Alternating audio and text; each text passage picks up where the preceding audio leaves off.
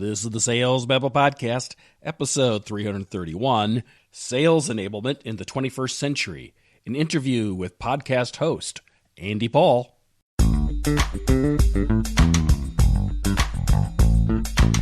Welcome to Sales Babble, the podcast that shares selling secrets for non-sellers. And now your host, Pat Helmers. Hello, Sales Babblers. This is Pat Helmers, and this is the podcast that shares selling secrets for non-sellers. Here at Sales Babble, we believe that anyone can become great at sales as long as they have a helpful mindset and the ability to genuinely listen. Today, our guest is Andy Paul. Andy is the host of the Sales Enablement podcast, formerly known as Accelerate. Andy's had over 700 guests on his podcast, and this week he talks about sales enablement and the selling and marketing lessons that he's learned from all his guests. According to Andy, despite what you hear, salespeople will always be necessary. Buyers desire real people to consult with during sales. But before we get to the interview, I want to do a shout out to our sponsor, Sharetivity. They help salespeople increase prospect engagement by providing an easy and fast way to personalize their outreach via LinkedIn.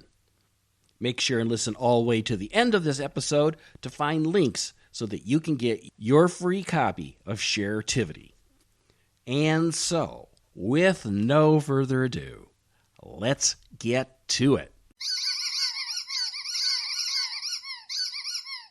Welcome, Andy. Are you ready to babble? Pat, I am. It's one of the things I'm best at is babbling, yes. Andy, you're the host of the Sales Enablement podcast, and I was just checking in it. It looks like you have well over 760 episodes. Wow. Yeah. Well, I mean, we just renamed it. So the podcast had been for the first 750 episodes, Accelerate with Andy Paul. And then my podcast was acquired earlier this year by a company called RingDNA, sort of leading sales enablement platform, and we decided to rename it. So went from Accelerate to Sales Enablement with Andy Paul. Well, I didn't realize they actually bought it. I thought they were a sponsor, but they are both. But you are owned now. You are. I am kept, yes. You're a kept host. But it's very exciting and certainly unexpected. And they're great people at the company, and so is my son and I. My son was my business partner, and so we're now producing this podcast and other content for RingDNA. Awesome. So why did you decide to start on the podcast? Was there like an event or a conversation, or was there something that happened in your life that was the tipping point to have you start your podcast? Yeah, actually, I was at a conference and I heard John Lee Dumas speak. And John, I forget which way he goes, has Entrepreneur on Fire is his podcast. And it's one of the big business podcasts, and it was a daily podcast. And I just was listening to him talk about putting it on and what he was learning from doing it and how it was helping his business. And I thought, that sounds like a really good idea. And I hadn't really given it much thought before then at all. It just sort of triggered it. So, gosh, that was like in, May of 2015. And I made the decision pretty quickly. And again, with my son's help, and actually with the help of a community that John Lee Dumas runs called Podcasters Paradise, had all this great content about how to start a podcast. And we just sort of slavishly followed the recipe that they laid out, and started in October. And we start off as a 3-day and then going pretty quickly to a 5-day a week podcast. Oh my goodness. What a lot of days. It is a lot of days. And that sums it up pretty well. But it was, as I tell people, this is sort of the most selfish thing I've ever done in my career, because I've had the pleasure of talking to 700 plus really smart people about sales and marketing and leadership and the topics that we cover that really help enable sellers to get better and sales leaders to be better at what they're doing. So I've just learned a ton, right? I mean, I've taken away more from this than perhaps anybody. I totally get that. Totally get that. Um, Sales enablement, like you said, you rebranded. Why? Well, because it's basically is what I was doing anyway. I look back at all the episodes that we'd put together. The common theme was, how are we helping people? How are we enabling sellers and enabling sales leaders to help them perform at higher levels and to close more business and so on? And so it was that common theme. So we sort of said, look, what we talk about on the show is anything and everything that will enable sellers with the information, the knowledge, the acumen, the skills, the tools that enable them to have knowledge-based conversations with their buyers that the buyers feel are valuable to them. So that's what we're focused on. Is how do we enable sellers to have these knowledge-based sales interactions that are valuable to buyers? And that's so we'll talk to anybody that I think can help in that dimension. We'll bring them on and talk to them. One of the things I'm often asked about when it comes to sales enablement, there's a skepticism when people chat with me about. Like think about, there's spin and bant and solution selling and challenger selling. There's all these processes, and there's CRMs and oodles of tools, marketing tools. Isn't this just a case of taking old ideas and calling them new and improved? Well, what we're trying to do actually is broaden the definition. So unfortunately, for the most part, when you look at something that has a title, sales enablement, it's sort of the training. It's sort of in some cases, it's a content-oriented function. Are we providing the right content at the right time to the sellers? And those are certainly aspects of enablement and enabling performance. But as I mentioned, it could be anything that you talk about that you can impart to a seller to help them and enable them to do a better job. And that's what people ultimately want, right? They want to be good at what they want to do. Good at what they do, and they want to feel good about it. And I think that's really, in a broad sense, that's what enablement is. How do we enable sellers and sales leaders to get to that point where they feel good about what they're doing? So, let's dig in a little deeper in this then. Sure. Given where we're at today, yes, what are people missing? What are sellers missing? What advances in your mind? What tools or what in the context of the sales enablement? Where are people coming up short, or better put, maybe where should people be looking to learn more about this and to pull this into their lives? Well, I think people need to look inside. I think that's where it's missing. I mean, it's not like we don't have enough tools. It's not like we have enough training methodologies. It's not like there aren't enough, advisors out there, blogs, podcasts, and so on. If you're really interested in improving and getting better and becoming consistently good at what you do, it starts with you, right? Do you have the right perspective about what you're trying to do? Do you understand why you're taking certain actions at certain times? Do you understand how to influence the choices the buyer has to make in terms of defining their problem, right? I mean, that's a perfect example is, most sellers focus on, how do I persuade them to buy my product? And really the first step you need to be taking is, among the first steps that culminate in, how do I help the buyer understand the problem they're trying to solve and what their options are for how they can solve it? One of which may be me. Right.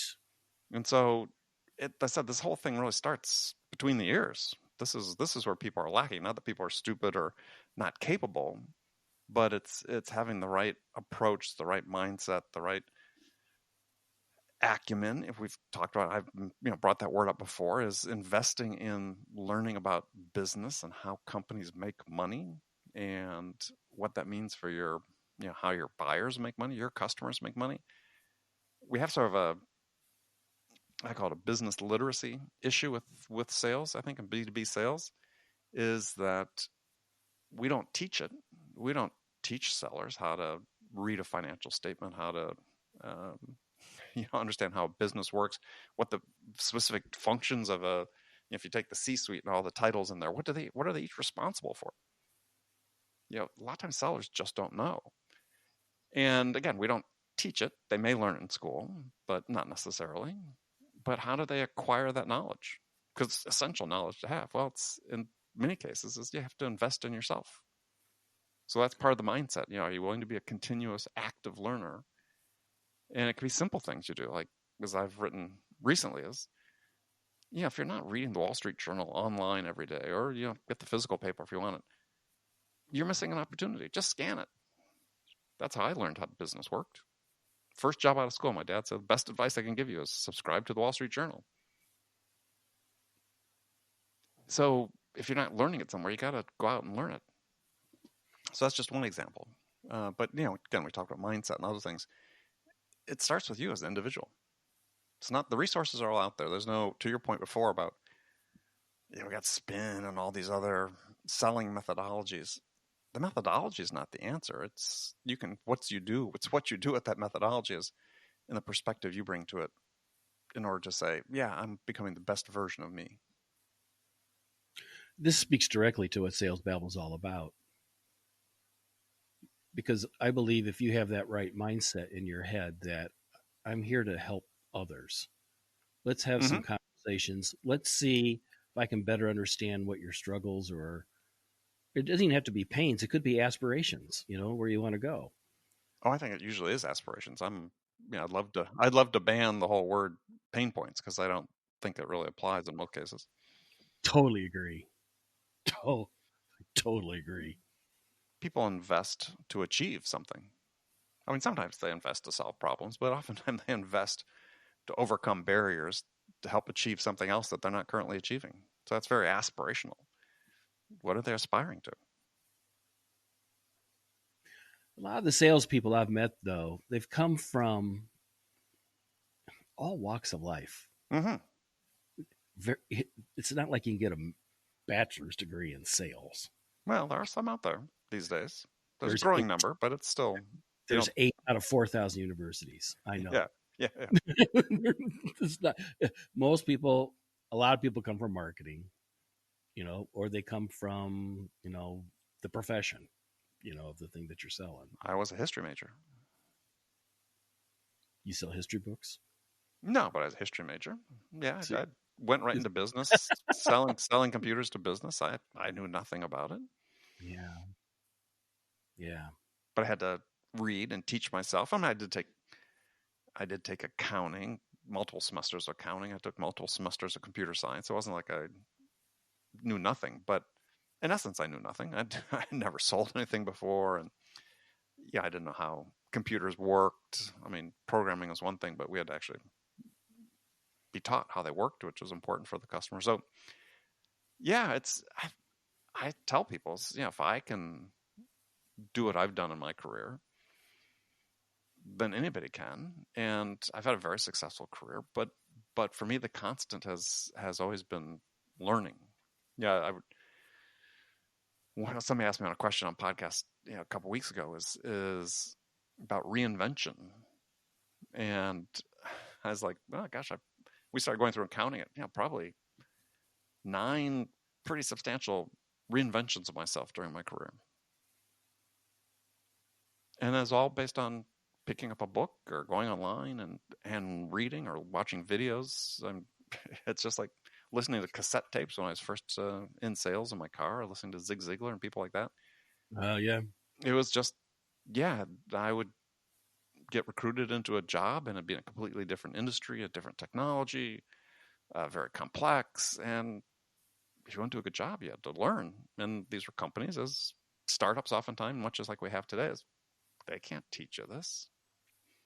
Right? You learn through absorbing what your peers are doing, talking to your customers, and going out and learning.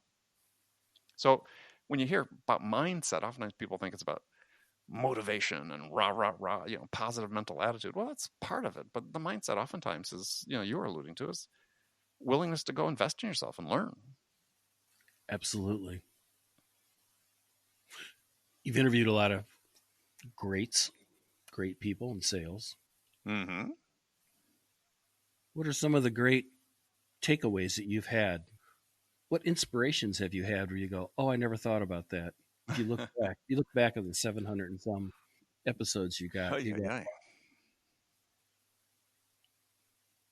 Well, I think what inspires me the most is, or are, in plural senses, are new voices. It's not, the people everybody knows.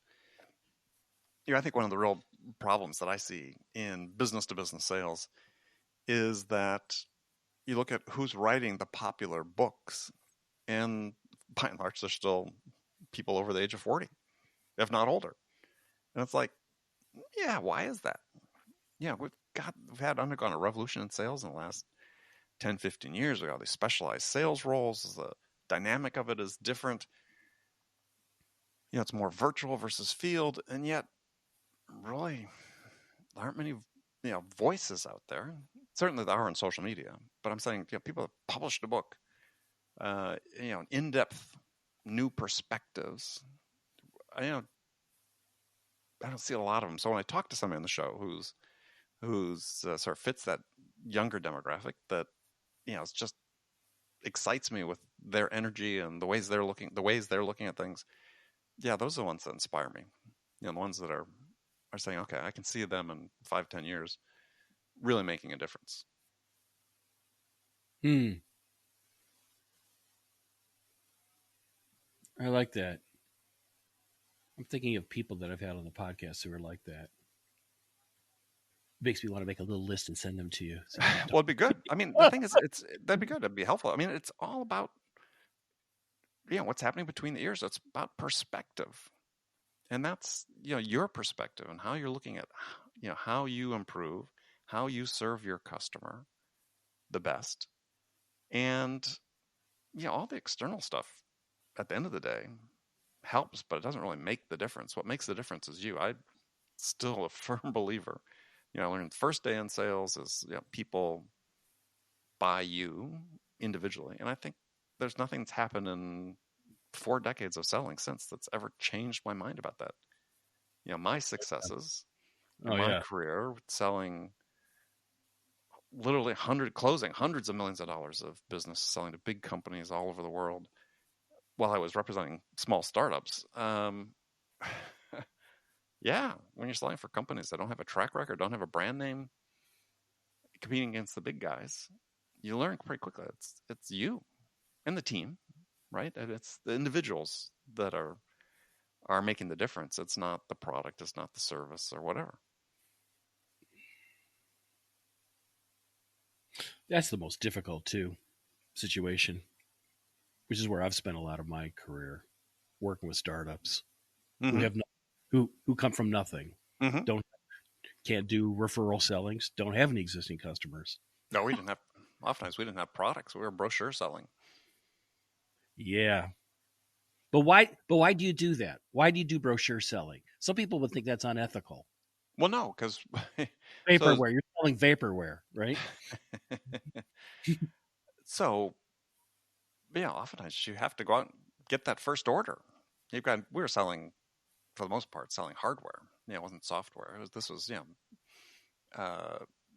pieces of equipment and network systems that had to be designed and built. And for a good part of my career, I was out selling large systems that did not exist, and the customer had to agree not only to buy what we were going to sell them, but they had to agree to pay me a lot of money to design and build it for them first.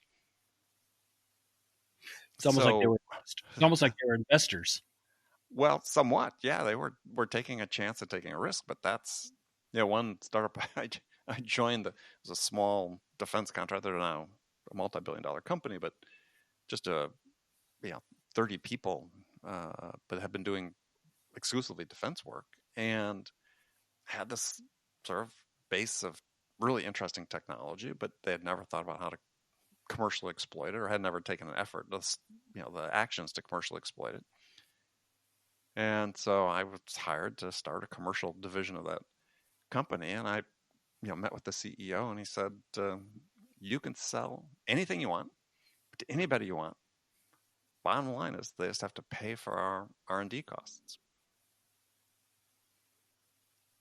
So we weren't going to front the money ourselves because we were, in that case, a bootstrap company. We couldn't afford it. Right.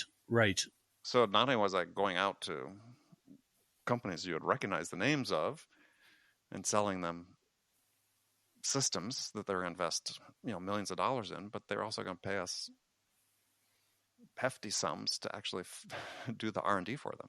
So that was a really interesting sale. It was fun because I could be very creative. But you talk about trust. I mean, we had to go in, and oftentimes there was one we were selling to that, again, largely a very recognizable company, and they had a whole division that was set up to develop and design, develop and produce and manufacture and sell products just like the one we were pitching to them. And the CEO, my CEO, could not understand why they would do that, why they would buy from us. He said, they've got 300 engineers. They had 300 engineers on payroll, and we had 60 people in the company. And he said, there's no way they're going to buy from us. And I said, no, they're going to, because they trust us more than they trust their internal resources to develop the product they need and deliver it on time. And that was all about the personal side of things. My credibility, his credibility, the credibility of everybody else that had come down and visited the prospect from my team. And that's how we won. And it never occurred to us that, well, it didn't occur to me. It did the CEO, obviously. But it never occurred to me that we weren't going to win. I love that. Let's look into the future. Mm-hmm. You have a crystal ball. I wish. I would like it. We're selling in 5 years. And specifically, I was thinking like AI. Sure. What's the impact going to be? Yeah. Probably both more and less than people anticipate. Oh. I think that, AI it's here. It's existing in sales already. I mean, you see systems already that implement AI to do repetitive tasks for salespeople. We're going to see more of that, automatic entry of data into Salesforce and the like. You're going to see more of that. How can we use AI to do some of the work that is non-sales work that sellers do? On the other hand, I think we'll also see more guided selling, automated selling, whatever you want to call it, for certain classes of product that, to some degree, may be doing some of the work that sellers do today. I mean, certainly people project that, hey, SDRs are going to be replaced by robots. I don't see that necessarily, because people still buy based on this human connection. There's a great book I love the book by Jeffrey Colvin called "Humans Are Underrated," and talking about this impact, the economic impact of AI on employment, and not sales specifically, but it does address sales. And based on his research and so on, and I think he's right, is that in the world where you've got more AI, you think about this, the customer's experiencing their buying journey through you, through your website, through your bots or your chats, or whatever else is going to come along from an automated selling perspective. And that experience with yours is going to be a lot like the experience with the next guys. So how do you differentiate yourself? Well, Colvin talks about it. It's the companies that, and the individuals in particular, who can learn to become more intensely human. He talks about it, meaning having true empathy for somebody, understanding what empathy is, having true empathy for them, helping them, again, define their problems and that they're trying to solve, the barriers they're trying to overcome, and help them define the options for how they want to solve it. That's not going to go away. So if you're in a position to be able to add value to a buyer, and if that value can come in many forms, and I think the definition I love of value is it could be anything whether it's a question you ask or an insight you provide or some piece of content you share or a whole laundry list of things. But the bottom line is it has to be able to help the buyer move forward in their buying process. So if they don't make progress as a result of an interaction with you, then there's no value that you're adding. And so that really, I think, has become a keener metric that people really have to focus on is in this interaction at this time is, can I help you make progress better than if you're using an automated solution? And so people, this whole idea of having better acumen, having better emotional intelligence, which machines aren't good at, it's sort of the judgment part of it, which again is more the domain of humans. Becoming more intensely human is really going to be a key. You ever have Anita Nielsen on your podcast? She's scheduled to come. Awesome. Her book's called Beat the Bots. Yeah. She's the exact same message. That's that message. Well, and we want to think that, and you read articles about, hey, we have to fear the bots are going to take over and so on, but but I think that maybe they will at some point. But I can see within certainly my lifetime is they're going to do more. But think about it from the perspective of the buyer. The buyer has something at risk, and they've already done studies on this in the medical field, where they gave people the choice between consulting on a critical medical care decision, consulting with a machine, an AI-driven machine, the algorithmic base that says, here are your options, and talking to a human doctor. That when it came to something that had elements of risk in it, people largely preferred to talk to the human. And I think that's not going to change. So you look at, from your buyer's perspective, making these decisions, there are elements of risk. Yeah, they want to get validation from talking to a human. They're going to have that aspect of it there. Do I trust this person more than I trust the bot? Well, I feel a lot better. I'm not going to get automated. I don't think they're automating podcasts anytime soon, but who knows? Andy, if people want to find you online, where would they go? Well, certainly LinkedIn. It's the usual preamble followed by real Andy Paul. And they can reach out to me at andy@andypaul.com. And then you can find my whole archive of my podcast either on iTunes, Spotify, wherever, or come to RingDNA.com and click on podcast, and you'll see the whole thing there. Not Accelerate.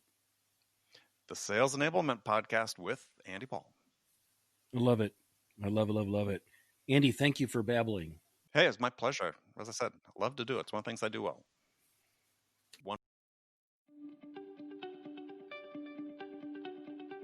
Sales starts with getting your prospect's attention. Given all the noise, you have to be different. You have to personalize your outreach. Unfortunately, it's time-consuming to go to Google, LinkedIn, Twitter, and YouTube to find an icebreaker. It's a conundrum because personalized outreach converts significantly higher than canned emails. Picture the possibility that with one click, you could get a social footprint of your prospect, which would make personalized outreach faster. With Sharetivity, you instantly discover personal information regarding your interests, college, and social media posts on LinkedIn, Twitter, and YouTube. With Sharetivity, you can make each outreach personalized, yet fully automated to fill your pipeline. Sharetivity is a Chrome extension. Search for it in the Chrome Web Store. It only takes 2 minutes to download, and soon you'll be skyrocketing your prospecting productivity today. Sharetivity, one-click personalization.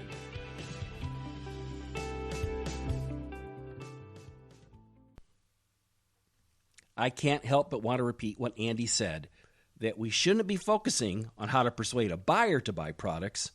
Instead, we should invest in ourselves on how to become an active learner and an active listener.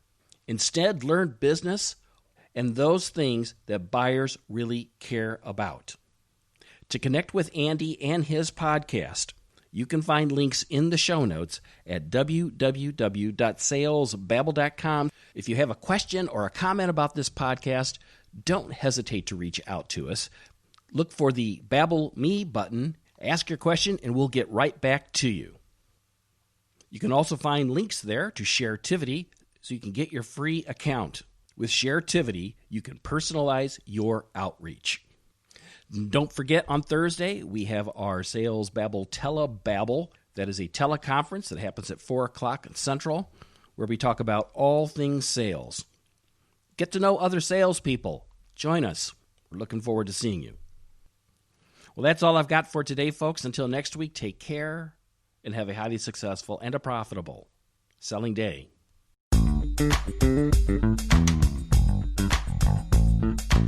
Thank you for listening to the Sales Babble podcast. Find us at www.salesbabble.com.